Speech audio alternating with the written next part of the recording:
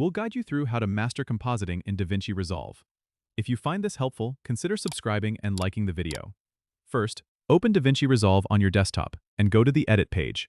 Once you're there, you'll need to bring in your footage by clicking on the media pool at the top left.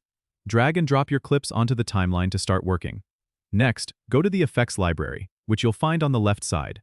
Expand the Resolve FX section and look for key tools like the Luma keyer for green screen work, or the Blur and Sharpen effects for more refined compositing. Drag these onto your clips in the timeline to apply them. To refine your composite further, double-click on the clip in the timeline and go to the inspector on the top right. Here, you can adjust settings like keying, using sliders to fine-tune the effect. For more complex compositions, you might want to use the Fusion page. Click on the Fusion tab at the bottom to enter the node-based compositor. Start by dragging your clip into the Nodes panel. Add a new node by right-clicking in the empty space and selecting Add Tool. Here, you'll find a wide range of nodes to help you achieve your desired effect, like Merge for layering multiple elements, or Color Corrector for adjusting color balance. Connect these nodes by dragging lines between them, creating your compositing flow. Spend some time experimenting with different nodes and connections to see how they affect your footage.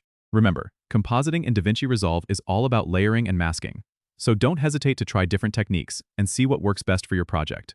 When you're satisfied with your composite, go back to the Edit page and play through your timeline to see the results.